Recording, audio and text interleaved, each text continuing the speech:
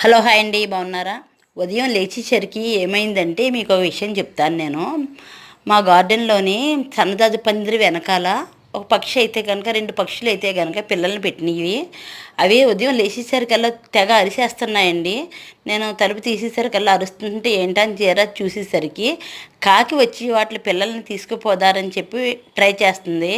అందుకోసం అనుకుంటాను నా దొడ్డేపు వచ్చి అరుస్తున్నాయి.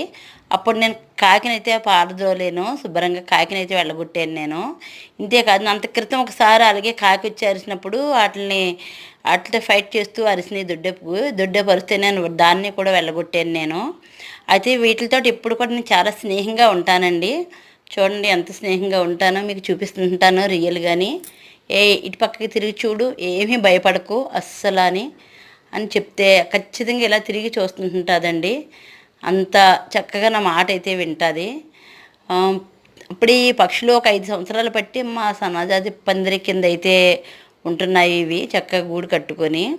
ఈ పక్షులు అయితే కనుక రెడ్ కలర్లో, తోక కాడ రెడ్ కలర్గా ఉంటాయి. చూడండి పక్షులు, నేను ఎంత దగ్గరలో ఉన్నానో అయినా సరే భయపడకుండా ఎలా ఉంటున్నాయో చూడండి. ఇవి అస్సలు భయపడవండి. ఏదన్నా వాటికి ఆపద వస్తే కనుక బ్యాక్ సైడు దొడ్డేపు నాకు గట్టిగా కేకలేసి అరుస్తాయండి.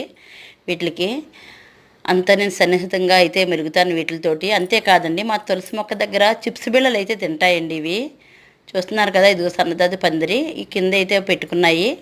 మనం వాటితో ఎంత స్నేహంగా ఉంటాం. హలో హాయ్ అండి, ఉదయం లేచేసరికి ఏమైందంటే మీకు ఒక విషయం చెప్తున్నాను. ఈ పక్షి అయితే కనుక దొడ్డేపుకి వచ్చి తెగ అరుస్తున్నదండి.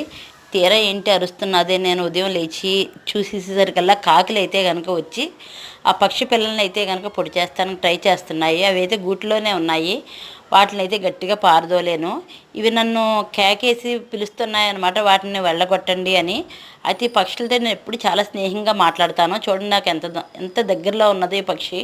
చూశారు కదా, అస్సలు నువ్వేం జడవకు అని చెప్తుంటాను. చూడండి మా సన్నజాజి పందిరి, ఆ పందిరి కిందకైతే వెళ్ళినాయి. చూసారా, ఉన్నాయో లేదో చూసుకొని వచ్చినాయి మళ్ళీని. చూడండి, ఈ గోడ మీద ఇక్కడే తిరుగుతుంటుందండి మా దొడ్డేపు. వీటితో డైలీ కూడా నేను మాట్లాడుతుంటాను. ఇవి ఇంచుమించు 5 ఇయర్స్